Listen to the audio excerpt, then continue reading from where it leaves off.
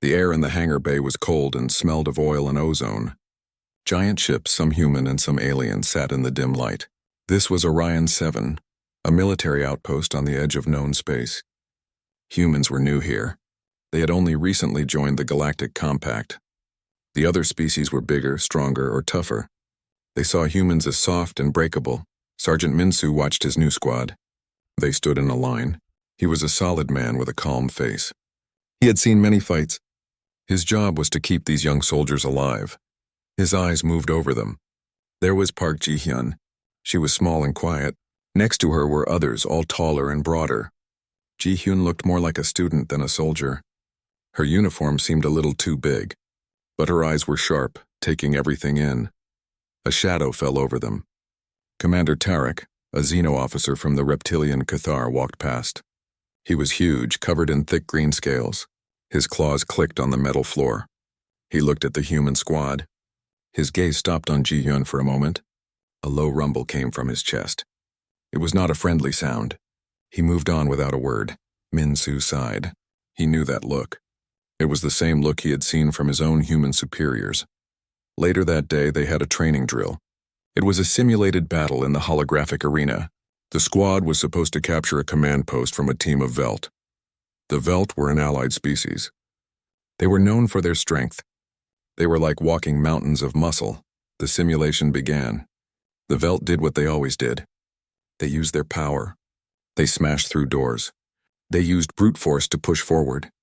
Minsu's squad was pinned down. Blaster fire lit up the air. "We can't go through them," one soldier yelled. Minsu was about to give an order when he noticed something. Ji-hyun was gone. He looked at his scanner. He saw her signal moving fast, but not toward the fight. She was going around it. On his screen, he saw her slip into a maintenance hatch. It was a small opening the Velt had ignored. They were too big to fit. Minsu watched her progress on a small part of his screen. She moved through narrow service tunnels. She climbed a ladder inside a wall. She was not fighting. She was navigating. She came out behind the Velt position. They were all focused on the main fight. Quietly, Ji-hyun moved to the command console. She placed a small device on it. A loud beep sounded through the arena.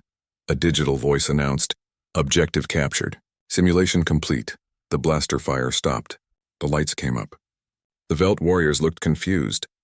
They turned and saw Ji-hyun standing by the console.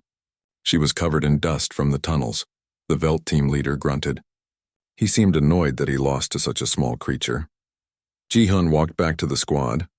She did not smile. She just fell back into line. Later in the debriefing room, Officer Jin looked at the data. Jin was a human man who loved numbers and reports. He believed that everything could be measured.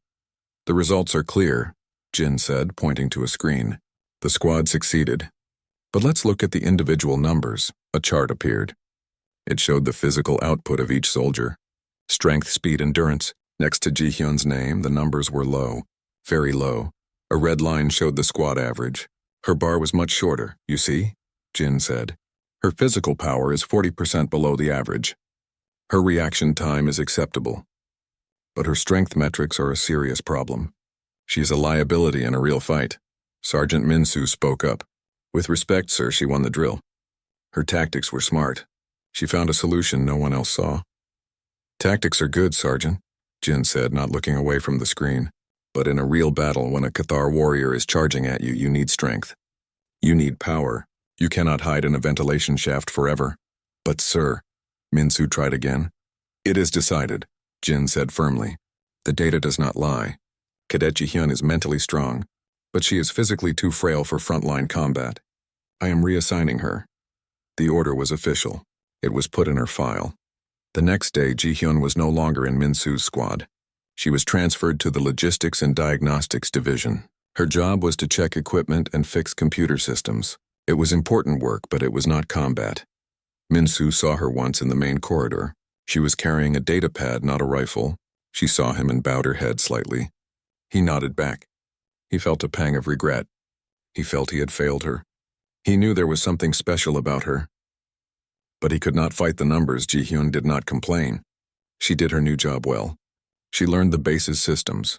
She knew every power conduit and every data line. She memorized the geological surveys that showed the unstable ground the base was built on. In the evenings, she would look out a viewport at the stars. Her face was calm. No one knew what she was thinking. The other soldiers from her old squad sometimes saw her. They felt a little sorry for her. They thought her career was over before it began. They did not understand that she was just learning a different kind of battlefield. The peace of Orion 7 was a lie. It was a quiet, ticking bomb. For weeks, the routine had been the same. The hum of engines, the glow of screens, the quiet talk of soldiers. Ji-hyun spent her days in the logistics bay. She tested communication devices and fixed broken scanners. It was quiet work. She did not see her old squad much. Sergeant Min-soo ran training drills. He tried to forget about Ji-hyun's reassignment. But sometimes, when a problem needed a clever solution, he thought of her. He pushed the feeling away. Officer Jin's decision was final. Then the alarm screamed. It was not the slow warning alarm for a drill. It was the sharp, piercing sound of a real attack. Red lights flashed across the entire base. The floor shook. A massive explosion roared from the north side of the outpost. All personnel to battle stations. "This is not a drill," a voice yelled over the speakers. Chaos began. Min-soo was in the mess hall. He dropped his coffee and ran. He saw his squad gathering, putting on their helmets. "To the armory! Now!" he shouted. They ran through the shaking corridors. Ji-hyun was in the logistics room when the lights went out. The main power was gone. Only the red emergency light stayed on. She heard the terrible sound of metal tearing.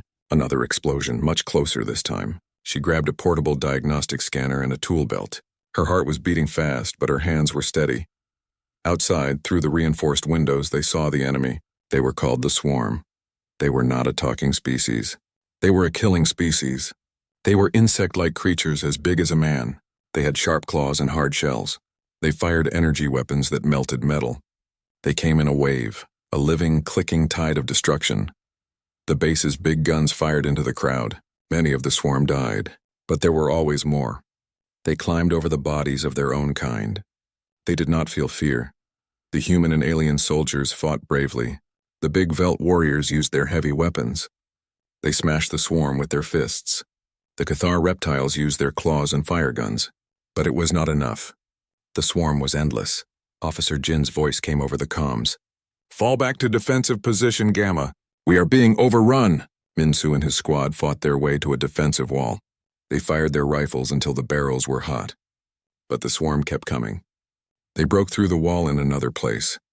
The soldiers were cut off from each other. Then a terrible sound came from the sky. It was a Swarm dropship. It flew low over the base. It dropped a huge bomb right on the main command center. The world turned white, then black. The sound was so loud it felt like silence. Min-soo was thrown through the air. He hit the ground hard. His ears rang. Dust and smoke were everywhere. When he could see again, he looked toward the command center. It was gone. In its place was a giant smoking crater. Officer Jin, the command staff, the communication hub, all of it was destroyed. The comms in his helmet were full of static and panic. No one was in charge anymore. The battle was lost. They were being wiped out. "Sergeant, what do we do?" a soldier yelled. Her name was Subin. Her face was pale with fear. Min-soo looked around. His squad was down to 5 soldiers. They were low on ammo. He saw a large crater nearby. It was made by an earlier explosion. It was the only cover. "There, into the crater now," he ordered. They ran and jumped into the giant hole in the ground. It was about 10 meters deep. The ground was rough and blackened. It was a terrible place to be, but it was protection from the enemy's fire. A moment later, a huge shadow fell over them. They raised their weapons, ready to fire. It was Commander Tarek. The big reptilian officer slid down into the crater. 2 of his Cathar warriors were with him. One was badly wounded. Tarek's scales were scratched and burned. One of his arms had a deep cut. "Do not shoot," Tarek hissed, his voice a dry rasp. Min-soo lowered his rifle. "Commander, what is the situation?" Tarek looked at the human sergeant. His yellow eyes were hard. "The situation is that we are dead. The command is gone. The primary power is gone. The Swarm controls the surface. They are hunting the survivors." The humans and the Cathar stared at each other. They were allies, but they were not friends. Now they were trapped together. Min-soo tried to use his comms. Orion Command, this is Sergeant Minsu. Do you read me? Only static answered. The jamming field, one of the Kithar warriors said. They block all signals. No one can call for help. They were stuck. The crater was a temporary shelter. But soon the swarm would find them. They could hear the clicking and screeching sounds getting closer. They were surrounding the area. Minsu looked at his people. Subin was trying to stop her hands from shaking. Another soldier, Deho, was checking his last energy cell. He only had one left. They were all scared. He was scared too. Tarek sat against the crater wall. He tended to his wounded soldier. We will die with honor, he said calmly. We will take many of them with us. It was a hopeless statement. Minsu felt anger rise in his chest. He would not just give up. Suddenly a small noise came from the crater's edge. Everyone aimed their weapons upward. A figure slid down the dirt wall. It was small and moved quietly. It was Ji-hyun. She landed softly at the bottom. Her face and clothes were covered in dust and grease. She was still wearing her logistics uniform. In her hand she held her portable scanner. You, Tarek growled. The fragile one. What are you doing here? You have come to the wrong place to hide. Ji-hyun ignored him. She looked at Sergeant Minsu. Sergeant, the main comms relay is still active. Minsu stared at her. What? How do you know? She held up her scanner. I have been monitoring the base's systems from the logistics network. The relay dish on the ridge was not hit. It is still powered. But the swarm are jamming the signal. That is why we cannot call for help. A tiny spark of hope flickered in Minsu's chest. If we can get to the relay, we can shut down the jamming? We can call for help? Ji-hyun nodded. Yes, but we must input a manual override code at the relay's control panel. Tarek let out a harsh, mocking laugh. It is a foolish dream. The relay is on the other side of the central valley. The area is open. It is covered with the swarm. It is a suicide run. No one could cross that. He looked at Ji-hyun with contempt. And you suggest you will go? You who they deemed too weak for combat? You would not take 10 steps. You lack the strength. You lack the armor. You would be torn apart. The soldiers looked at Ji-hyun. She was so small next to the huge reptile. She looked like a child. Tarek's words were cruel, but they sounded true. Ji-hyun did not get angry. She looked at Tarek, then at Minsu. Her voice was quiet but clear. I'm not going across the valley, she said. I am going under it. The crater fell silent. The only sounds were the distant screeches of the swarm and the ragged breathing of the soldiers. All eyes were fixed on Ji-hyun. She stood calmly, covered in dust, her scanner glowing softly in her hand. Under it, Minsu finally asked, his voice low. What do you mean, under it? Ji-hyun knelt down. She used her finger to draw a rough map in the dirt. This is our crater. Here is the central valley where the swarm are, and here on the far side is the comms relay. She pointed to a spot on the other side of her drawing. The main paths are here and here, she said, drawing 2 lines. The heavy units and the swarm are all using these. They are flat and easy, but the ground between them is unstable. It is full of old cracks and tunnels. She looked up at Minsu. When I worked in logistics, I studied the base's construction maps.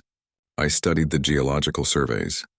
There is a network of old lava tubes and maintenance tunnels under the valley. They are marked as unsafe.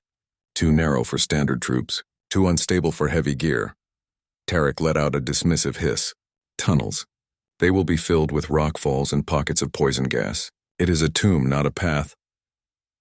It is a path I can use, Ji-hyun said, her voice still quiet but firm.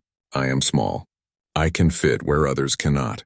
I do not need to carry heavy weapons or armor. I need to be fast and quiet. She looked at the sergeant, her eyes serious. I will not fight them, Sergeant. I will avoid them. I will go where they cannot follow. Minsu stared at the map in the dirt. It was a crazy plan. It was a desperate plan. But it was the only plan they had. The hope he felt a moment ago grew a little stronger. He remembered the simulation. He remembered how she had moved, not with force but with cleverness. What do you need? He asked. Ji-hyun shook her head. Not much.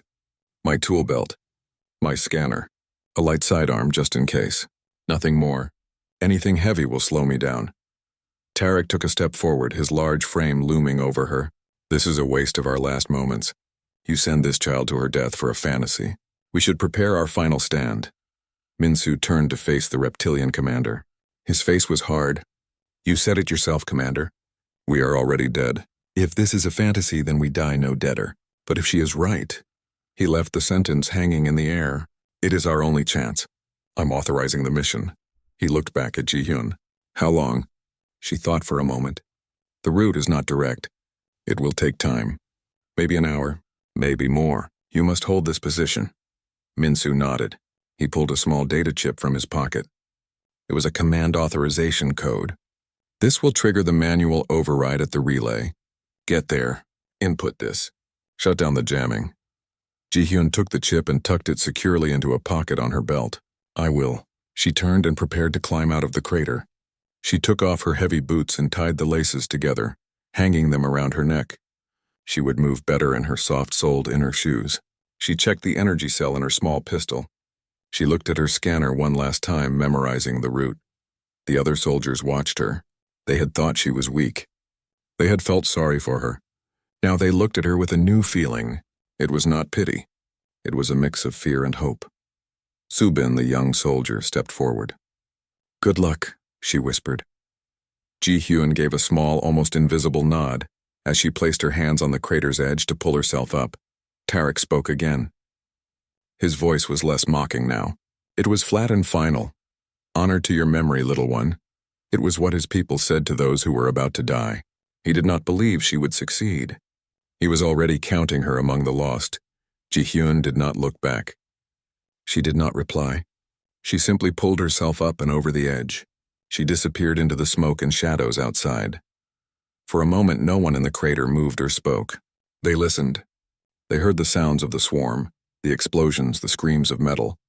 They did not hear any sound from Ji-hyun. It was as if the darkness had swallowed her whole. Min-soo finally turned away from the edge. He looked at the faces of his soldiers and the stoic reptiles. The hope felt very fragile now.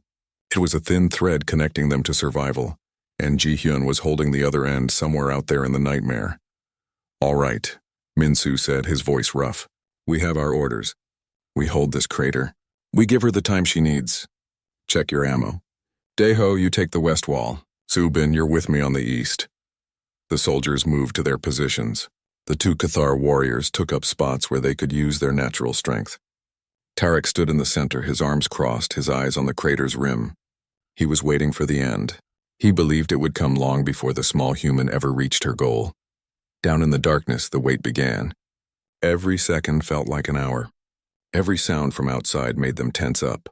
They were trapped in a hole, putting all their faith in the one person everyone had called too frail for combat, the one who was now moving alone through the hell above them. The world above the crater was a nightmare of fire and noise. Ji-hyun moved through it like a ghost. She did not run.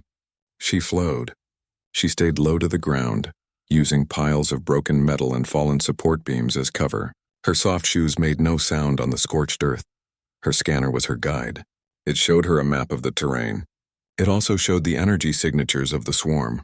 They were everywhere. Big clusters moved along the main paths just as she had said.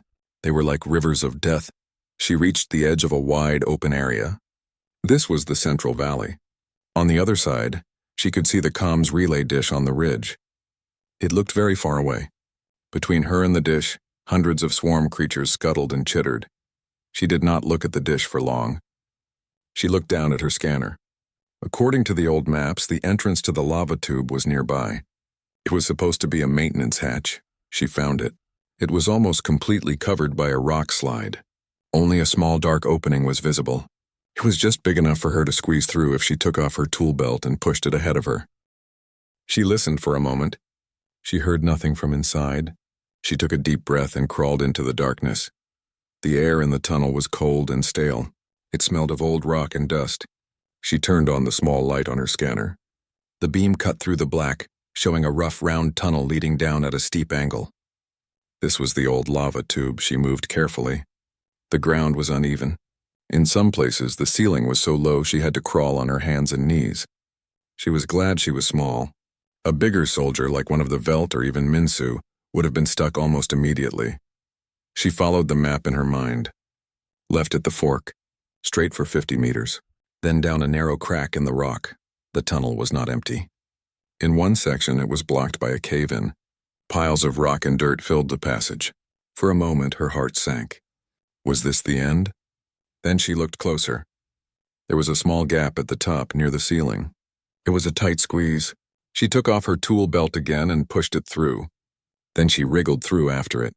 Sharp rocks scraped her arms and back, but she made it. She was not a soldier here. She was a technician, a problem solver. Her weapons were her knowledge and her calm mind. After a long time, she saw a light ahead. It was not her light. It was a pale greenish glow. She moved slower, being very quiet. The tunnel opened into a larger cavern. Her scanner beeped softly. It showed multiple energy signatures. Swarm signatures. She peeked around the corner. 3 swarm creatures were in the cavern. They seemed to be using it as a nest. Their large insect-like bodies were curled up on the ground. They were resting. Ji-hyun froze. She could not go back. She could not fight them. She was no match for 1, let alone 3. She looked at her scanner. She looked at the map. There was another smaller tunnel on the far side of the cavern. That was her way out. But she had to cross the cavern to get to it, she thought quickly. She looked at the cavern ceiling. It was high and dark. She saw several old power conduits running along the wall. They were from the base above. This cavern was directly underneath one of the outer buildings. An idea came to her. It was risky. She took a small metal probe from her tool belt. It was not a weapon. It was for testing electrical currents. She aimed it at a junction box on the wall where the power conduits met. She took a deep breath and threw the probe. It was a perfect throw. The metal probe hit the junction box and sparked. There was a loud zzz sound. The 3 swarm creatures woke up instantly. Their heads snapped toward the sound. They clicked their sharp mandibles and stood up. They started moving toward the junction box to investigate. This was her chance. While they were distracted, she moved. She stayed close to the wall in the shadows. She was almost silent. She moved quickly toward the small tunnel on the other side. She was halfway across when one of the swarm creatures turned around. Its many-faceted eyes saw her. It let out a sharp screech and charged. Ji-hyun did not panic. She ran for the tunnel. It was only 10 steps away, but the creature was fast. She would not make it. As she ran, she pulled a small device from her belt. It was a microcharge used for blowing out blocked pipes. She did not turn around. She just dropped it on the ground behind her and kept running. She dove into the small tunnel opening just as the swarm creature reached for her. Its claw scraped against the rock where her foot had been. She turned and pressed the trigger on her belt. The microcharge exploded. It was not a big explosion. It did not kill the creature, but it blew apart the loose rock at the entrance of the tunnel. Rocks and dust fell, blocking the entrance. The swarm creature screeched in frustration, but it could not get through. Ji-hyun lay on the ground in the new tunnel, breathing heavily. Her heart was pounding in her chest. She listened. She heard the creatures scratching at the rocks, but they could not get in. She was safe. She got up and kept moving. The rest of the journey was quieter. The tunnel began to slope upward. She was getting closer to the surface. Closer to the relay. Finally, she saw a light ahead. It was daylight. She crawled toward it. The tunnel ended in another small hatch, hidden behind a patch of thick, thorny bushes. She pushed the hatch open slowly and looked out. She was on the other side of the valley. The comms relay was right in front of her, just 100 meters up a steep slope. But there was a problem. 2 swarm creatures were standing guard at the base of the relay tower. She had come all this way. She could not let 2 guards stop her. She looked at her scanner. She saw the power lines feeding the relay. She had an idea. It was simple and it was dangerous. She circled around, staying hidden in the rocks. She came up behind the power converter unit for the relay. The 2 guards were on the other side of the tower. They had not seen her. She opened the converter box. Inside, she saw the complex wiring. She knew exactly what to do. This was her job. She took her tools. She carefully rerouted the main power feed, sending it through a secondary circuit that was not designed for such a high load. Then she closed the box and moved away quickly. She found a good spot behind a large rock. She took her small pistol. She did not aim at the guards. She aimed at the converter box. She fired. The energy bolt hit the box. For a second, nothing happened. Then there was a massive flash of blue light. The overloaded circuit exploded. A wave of energy shot out from the box. The 2 swarm guards were standing right next to it. The electrical surge hit them. They convulsed and fell to the ground, stunned and disabled. They were not dead, but they were not moving. Ji-hyun did not wait. She ran. She sprinted up the slope to the base of the relay tower. She found the manual control panel. Her hands were steady as she plugged in the data chip Minsu had given her. The screen lit up. She typed in the commands. A progress bar appeared on the screen. Jamming field deactivation, in progress. She had done it. Now she just had to wait. She looked back toward the valley, toward the crater where the others were. She hoped she was not too late. The crater was a pocket of hell. The air was thick with dust and the smell of burned things. The screeches of the swarm were deafening, coming from all sides. They were closing in. Sergeant Minsu fired his last energy cell. The bolt hit a swarm creature in the chest and it fell. He threw the rifle aside. It was useless now. He drew his combat knife. The blade was short and looked very small. Subin was next to him, crying quietly. She held her own knife with shaking hands. Deho stood on her other side, his face a mask of dirt and sweat. They were ready to die. The two Kithar warriors stood back to back. They had no weapons left but their claws and teeth. They hissed at the shadows moving above them. One of them was badly wounded, leaning heavily on the other. Commander Tarek stood tall, his scales scarred and bloody. He had accepted the end. He looked at the humans preparing for their final futile stand. He felt a strange pity for them. They had hoped until the last moment. He had not. The little one is dead, Tarek said, his voice a low rumble. It is time to meet our end with strength. Minsu ignored him. He looked at the edge of the crater. He was still hoping. He was still waiting for a miracle, but he saw only the shifting, clicking shadows of the enemy.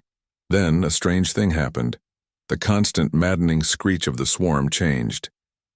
It became confused. The shadows at the crater's rim stopped moving forward. They seemed to be milling around, unsure. A voice crackled to life in Minsu's helmet. It was faint at first, then grew stronger. Any station, this is Galactic Compact Fleet Command. We are reading your signal from Orion 7. Repeat, we have your signal. Hold position. Orbital strike is authorized on enemy concentrations. Fall back to rally point Gamma. The voice was clear. It was real. For a second, no one in the crater moved. They were frozen in disbelief. Then the sky above them tore open. A brilliant lance of light fell from the heavens. It was not a laser from a ground gun. It was an orbital strike. It hit the center of the valley with the sound of the world ending. The ground shook so violently that Minsu was knocked off his feet. More streaks of light followed. They hammered the swarm positions. The screeches turned into screams of pain and terror. The swarm was being wiped out, crushed by a power they could not fight. Human gunships, sleek and fast, appeared through the smoke. Their heavy cannons fired down into the few remaining pockets of enemies. The tide of the battle had turned in a single breathtaking moment. They were saved. Subin was sobbing now, but it was from relief. Deho helped Minsu to his feet. The Cathar warriors looked up at the sky, their fierce eyes wide with shock. They had not believed it was possible. Commander Tarek stood perfectly still. He was not looking at the sky or the gunships. He was staring at the far edge of the crater. His body was rigid with a new, shocking understanding. The others followed his gaze. A figure stood there, silhouetted against the fiery sky. It was small, framed by the flames of the dying swarm. The figure climbed down into the crater, moving with a slow, tired grace. It was Ji-hyun. Her logistics uniform was torn to shreds. Her face and arms were covered in deep scratches and dark soot. A cut on her cheek had bled, leaving a dark trail down her neck. She looked exhausted. She moved slowly, as if every step took great effort, but she was alive. In her hand, she held the data chip Sergeant Minsu had given her. She walked right up to him. She held out the chip. Her hand was steady. Minsu took the chip. He could not find any words. He just looked at her. He saw the dirt, the blood, the torn clothes. He saw the incredible journey written on her body. Then Ji-hyun turned her head. She looked at Commander Tarek. The huge reptilian commander looked back at her. He saw the same small human he had dismissed as frail and weak. He saw the same creature he had believed would die a pointless death. But now he saw more. He saw the dirt from the tunnels. He saw the cleverness in her tired eyes. He saw the quiet strength that had carried her through hell and back. She had not fought with claws or guns. She had fought with her mind. She had used the land itself as her weapon. She had done what all his strength and all his warriors could not do.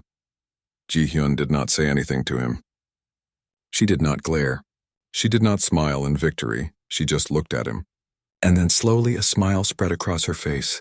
It was not a big smile. It was not a smile of pride or of revenge. It was a simple human smile.